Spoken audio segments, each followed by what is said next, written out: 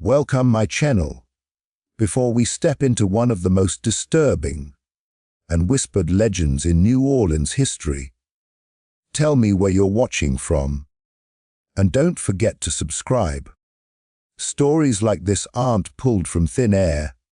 They come from deep research, old records, and hours spent separating myth from possible truth. Tonight's story, Chloe of New Orleans, the enslaved woman who turned a bath into a nightmare, is not just about revenge or rage. It's about fear inside the walls of a grand house, a single moment of horror, and a name that refuses to disappear from history. Chloe's life inside the wealthy New Orleans household was built on silence, fear, and obedience, the kind demanded from enslaved people who lived not just on the property, but inside the walls of their captors' homes. Unlike field laborers, house slaves like Chloe were always watched. Every movement mattered. Every word could be overheard. Every mistake carried consequences that were often cruel and permanent.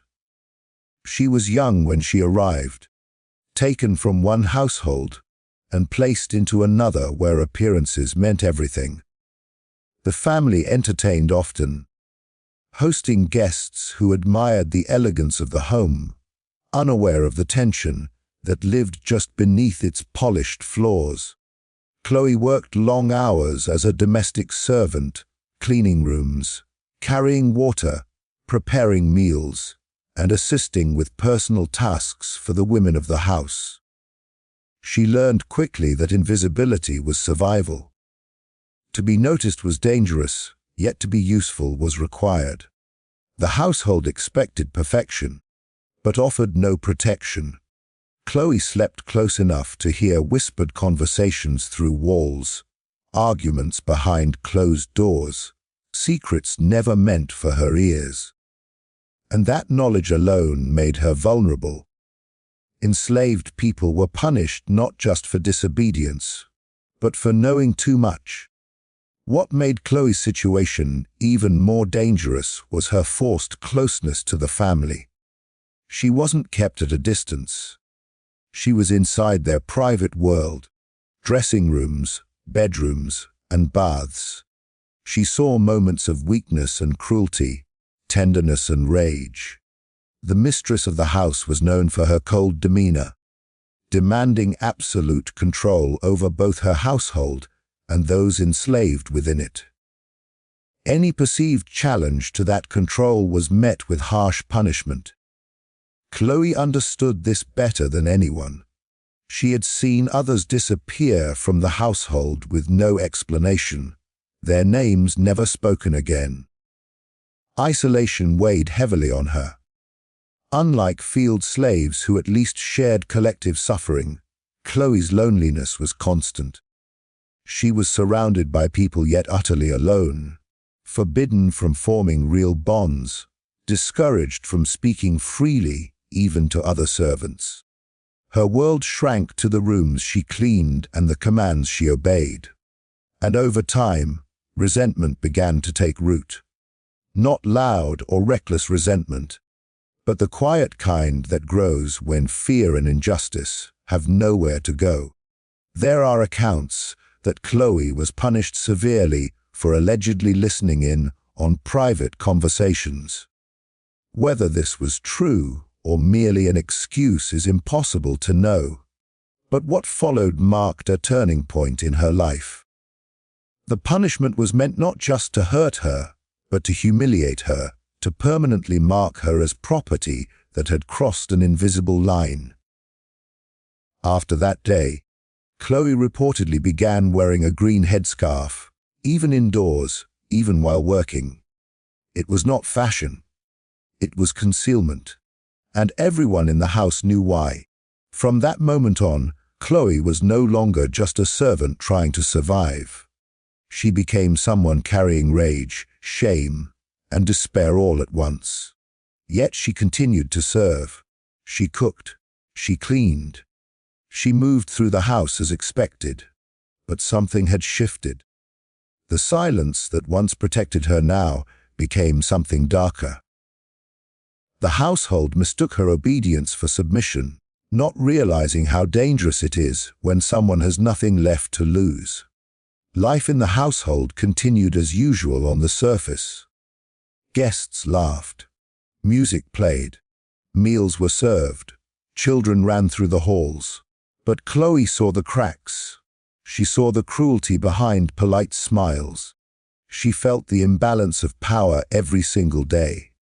And she knew something the family did not, that fear works both ways. Just as the enslaved lived in terror of punishment, the masters lived in terror of losing control. Chloe's position gave her access, and access in a system built on oppression is always volatile. She knew routines. She knew habits. She knew when doors were locked and when they weren't. She understood which spaces were sacred and which were ignored. And in a household obsessed with status, reputation mattered more than truth. That obsession would later become its greatest weakness. By the time the household noticed something was wrong, it was already too late. Chloe's life inside the home had taught her patience, observation, and restraint, skills born from survival, not malice. But history often ignores what creates monsters and only remembers the moment they strike. Chloe did not arrive as a villain. She arrived as a human being forced into silence, shaped by cruelty, and trapped inside a world that gave her no escape. And it was inside that same world, behind closed doors, beneath elegant chandeliers, and within the false safety of wealth, that everything would eventually unravel. The punishment that changed Chloe's fate was never written down in official records, but it lived on in whispers, passed from one retelling to the next, because it was too cruel to forget. In the household where Chloe served, power was absolute, and privacy was sacred only for those who owned it. Enslaved people were expected to hear nothing, see nothing, and remember even less. Chloe, however, was accused of doing the unforgivable, listening. Whether she overheard a private argument, a confession, or simply lingered too close to a door is unclear. What mattered was not what she heard, but that the master believed she had crossed a boundary reserved only for the powerful. The punishment was swift and intentional. It was not meant to correct behavior, it was meant to break her. According to surviving accounts and later oral histories, Chloe was mutilated, her ear cut as a warning. Not a fatal wound, but a permanent one. A mark designed to humiliate her and remind everyone in the house what happened when an enslaved person knew too much. It was violence disguised as discipline, cruelty justified as control. And in that moment, Chloe lost more than part of her body. She lost any illusion that obedience alone could protect her. After the punishment, Chloe was forced to continue working as if nothing had happened. There was no rest, no healing time, no sympathy. Blood and pain were expected to be swallowed silently. The household moved on. Guests still came and went. Meals were still served. Laughter still echoed through the halls. But Chloe had changed. She began wearing a green headscarf at all times, covering her injury. It became part of her identity, a visible reminder of what had been taken from her and what could still be taken if she stepped out of line again. That scarf wasn't just fabric, it was shame forced into cloth. Every time she tied it, she was reminded that her body was not her own. Every time someone looked at her, she wondered if they knew, and most did. In households like this, nothing stayed secret for long. The other enslaved workers understood immediately. They didn't ask questions. They didn't speak about it. Silence was survival. and Chloe had learned that lesson the hardest way possible. But punishment does not erase thought, it sharpens it. The household believed they had subdued her. That fear would keep her obedient forever. Instead, it planted something far more dangerous. Chloe began to understand that her life held no real value in their eyes. If she could be mutilated over suspicion alone, then there was no line that would not be crossed against her. And when someone realizes they are already condemned, fear loses its grip. Her anger did not explode outward. It settled deep inside her, quiet and patient. She continued to work, continued to serve, continued to move through the house like a shadow. But she watched everything more closely now. She noticed patterns, habits, routines. She learned where the family felt safest, and safety, she knew, was an illusion. The punishment had stripped away her hope, but it had also stripped away her restraint. What haunted Chloe most was not just the pain of the act, but the laughter that followed days later, the casual cruelty of life continuing as if she were nothing more than a broken object. The mistress never spoke of it again. The master never apologized, and the house itself seemed to absorb the injustice, holding it in its walls like a secret waiting to surface. In the enslaved quarters, Chloe withdrew. She spoke less, slept less, and stared longer into the dark. Others noticed the change but dared not intervene. They understood that something inside her had been damaged beyond repair. She was no longer simply surviving, she was enduring. And endurance under oppression often turns into something unpredictable. The punishment also isolated her completely. Where once she may have hoped for mercy or protection, now she knew none would come. The household had made an example of her, but examples sometimes inspire fear, and sometimes they inspire resolve. Chloe had been reminded of her powerlessness, yet paradoxically, she had also been shown how fragile the household's sense of order truly was. Because the family depended on silence, and silence, once broken, cannot be restored. From that day forward, Chloe no longer saw herself as part of the house. She saw herself as something trapped inside it, something wounded and watching. The punishment that was meant to erase her instead sharpened her awareness, hardened her heart, and planted the seed of what would later become a nightmare no one in that house could escape. What followed was not sudden madness, but the slow result of cruelty ignored, pain dismissed, and a human being pushed past the point of return. The night of the bath did not begin with screaming or chaos. It began quietly, almost normally, which is what made it so terrifying in hindsight. The household followed its usual routine. Lamps were lit. Water was heated. The mistress prepared for her bath, unaware that this ordinary moment would become the most infamous night in the house's history.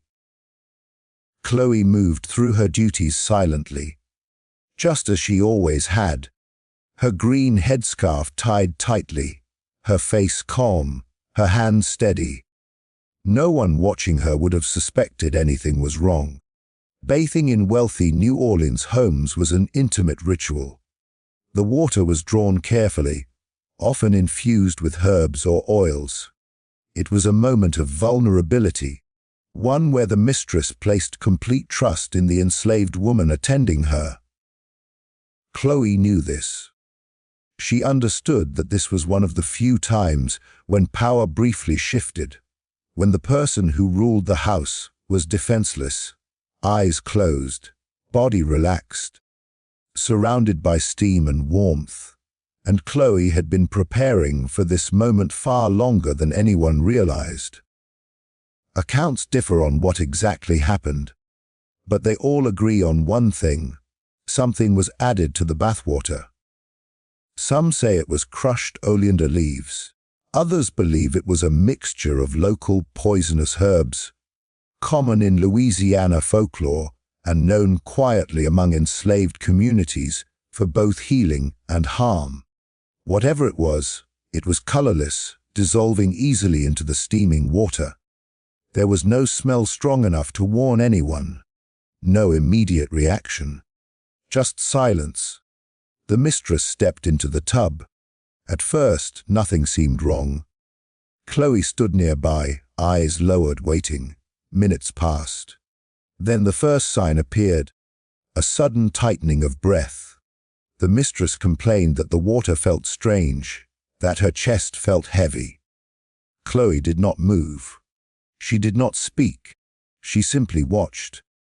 When the mistress tried to stand, her legs failed her. Panic set in. She called out for help, but her voice was weak, distorted by steam and pain. By the time others rushed in, the scene had already turned into a nightmare. The water had begun to scald her skin, not from heat, but from reaction. Her body convulsed. Her breathing became shallow and erratic. No one understood what was happening. They pulled her from the tub, shouting orders, calling for a doctor, splashing water on her face. Chloe was pushed aside, questioned, screamed at, but she said nothing. Her silence was absolute. The mistress did not die immediately. That made it worse.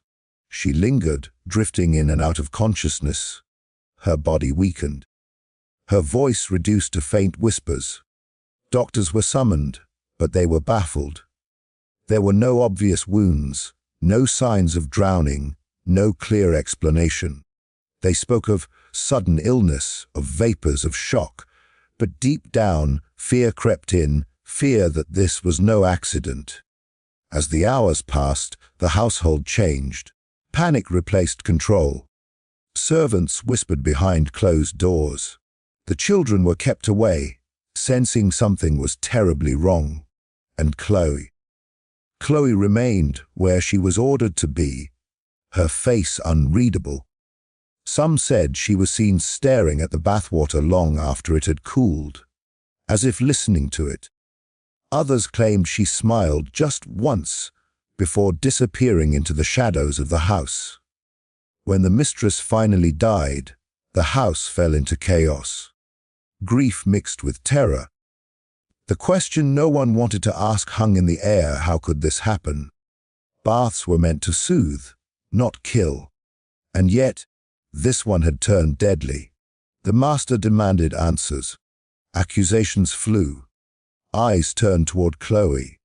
But proof was thin, and in a household built on appearances, scandal was dangerous. A public investigation would raise questions no one wanted answered. What made the night even more chilling was what followed. Within days, illness spread through the house. The children fell sick. Servants complained of headaches, nausea, weakness. People began to associate that night, that bath, with a curse. The water, the steam, the silence. Everything about it felt wrong in memory. Later retellings would exaggerate the details, but the core remained unchanged: a simple bath, an enslaved woman, and a moment where power shifted just long enough to destroy a household's sense of safety forever. Chloe had taken something ordinary and turned it into terror, not through force, but through patience, knowledge, and silence. The bath was not just an act, it was a message.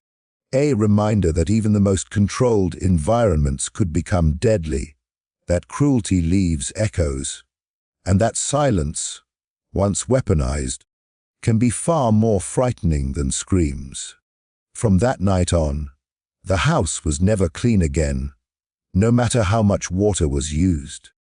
The aftermath of the bath spread through the house like a slow, invisible poison, and fear settled into every corner long before death did.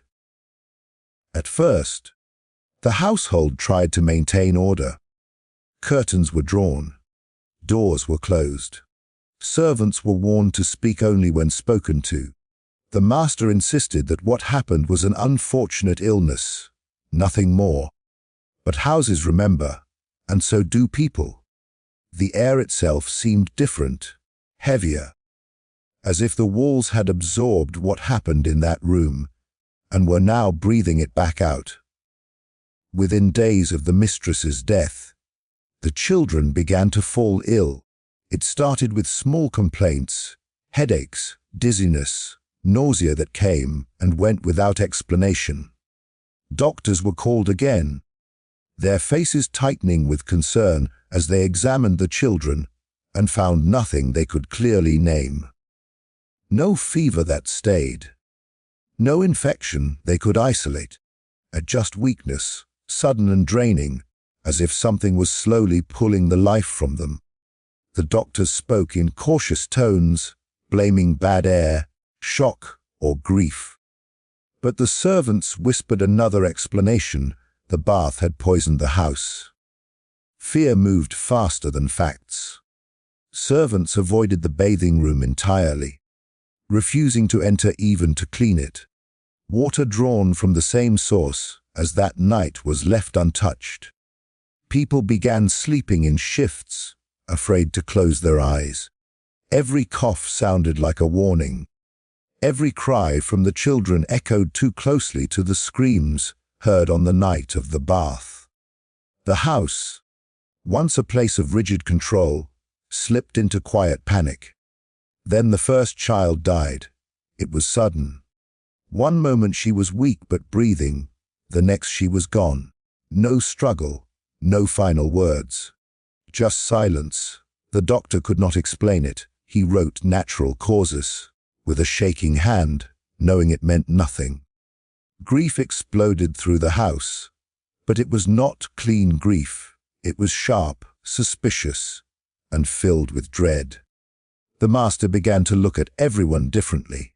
Trust dissolved. Every servant became a potential threat. As the second child fell ill, the household began to unravel. The servants whispered that death was following a pattern, that it started with the bath, that it moved outward from there. Some said they heard water dripping at night, even when no taps were open. Others swore the air in the halls grew cold near the bathing room, no matter the hour. No one wanted to say Chloe's name out loud, but everyone thought of her. The green headscarf, the silence, the way she watched. The master questioned her harshly, demanding answers she did not give. She denied nothing and confessed nothing. Her calm unnerved him more than any outburst could have. There was no proof against her, only fear, and fear, when mixed with power, becomes dangerous. Yet the master hesitated. Accusing her openly would mean admitting that control had been broken, that his household was vulnerable. And in a society built on appearances, that kind of truth was unacceptable. When the third death came, it shattered whatever illusion of normalcy remained. The household collapsed into chaos. Servants begged to leave. Some ran in the night, abandoning their belongings. Others prayed openly, no longer caring who heard them. The master isolated himself, pacing the halls, drinking heavily, haunted by the idea that something inside his own home had turned against him. Rumors escaped the house, despite every attempt to contain them.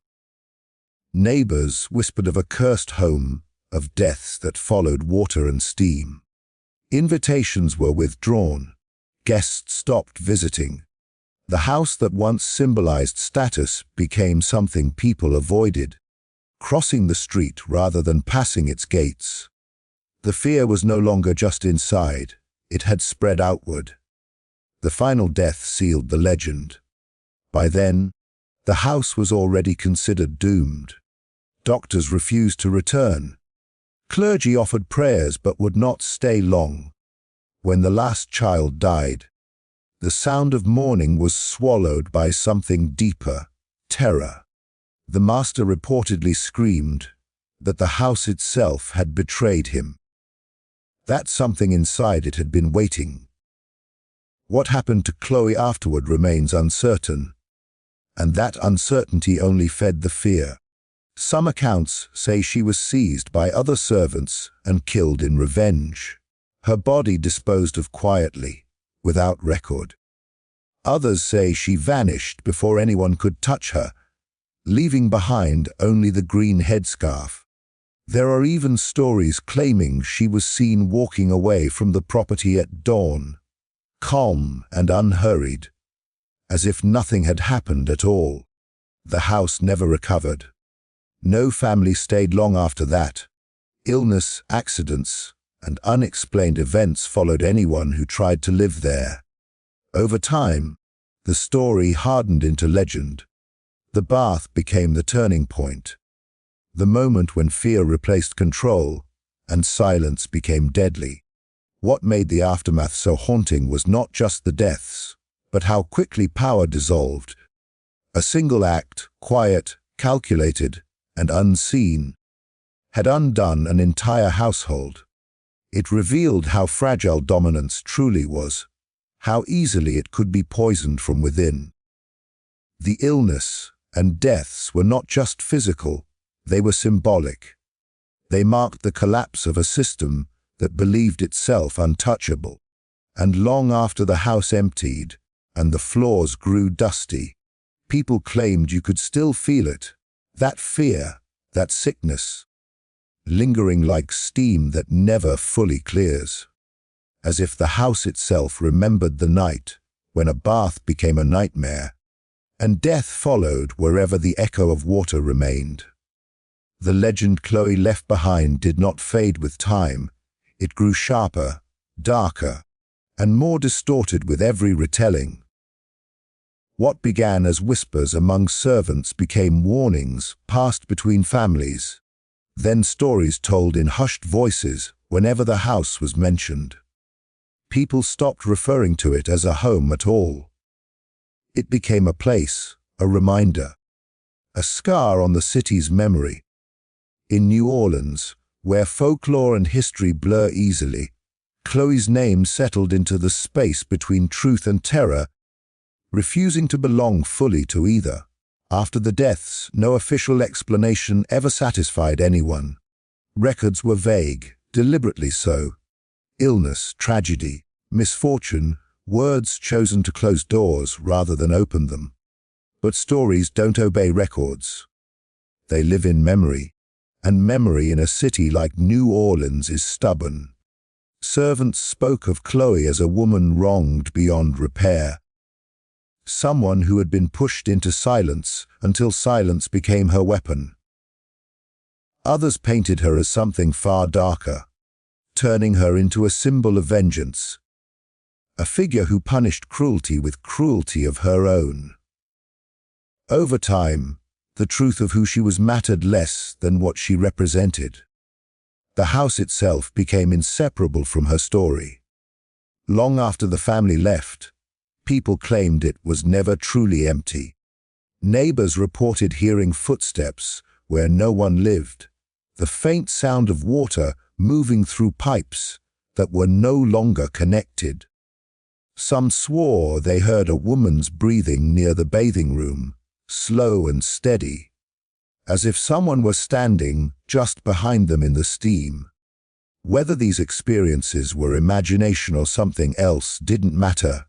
Fear made them real enough. Chloe's image transformed with each generation.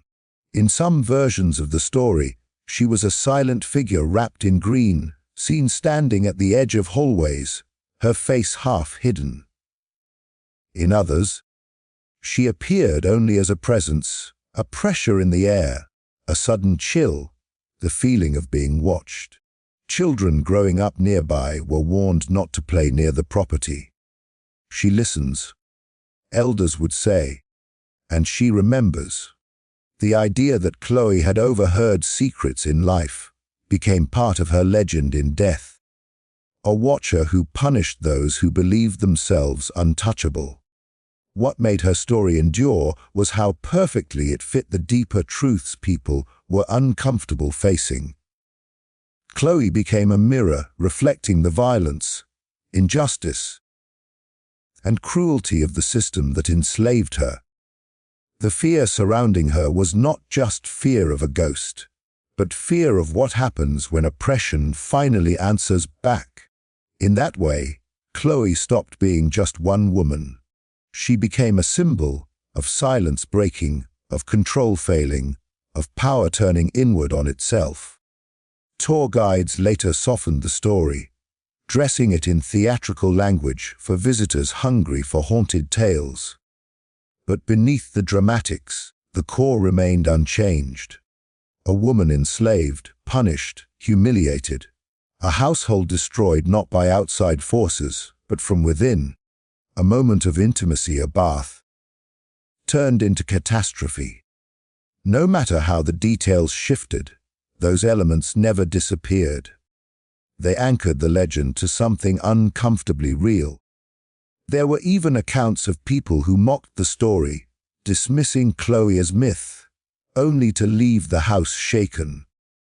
Some claimed sudden headaches. Others described an overwhelming sadness that lingered for days. Whether coincidence or suggestion, these experiences reinforced the idea that Chloe's presence was tied to emotion rather than violence, grief, anger, and memory woven together. She was not always portrayed as raging or vengeful. Often she was described as quiet, waiting, watching in time. Chloe's legend blended with New Orleans' broader haunted identity. Her story joined others, tales of injustice, loss, and unresolved suffering, forming a kind of collective memory that the city carries openly. Unlike many ghost stories, Chloe's did not offer comfort or closure. There was no lesson neatly resolved, no wrong fully righted. That lack of resolution is what kept her alive in the public imagination. She was unfinished, just as her life had been. Some modern interpretations try to reclaim her story, shifting the focus away from fear and toward understanding. They see Chloe not as a monster, but as a victim of an inhuman system, someone whose actions, real or rumored, were born from desperation rather than evil. Others resist this reframing, clinging to the darker version because it is easier to fear a ghost than to confront history. Both versions coexist, layered on top of each other, just like the city itself. What remains undeniable is this: Chloe's name still carries weight. Long after the house changed owners, long after the deaths were absorbed into legend, people still speak of her with caution. Her story lingers because it touches something deeper than the supernatural. It forces a confrontation with silence, with what happens when suffering is ignored long enough to rot. Chloe's legacy is not just that of a haunting figure or a frightening tale. It is the reminder that history leaves echoes, and those echoes don't always sound like chains or screams. Sometimes they sound like running water. Sometimes they sound like silence. And sometimes they sound like a nightmare that refuses to stay buried, no matter how many years pass.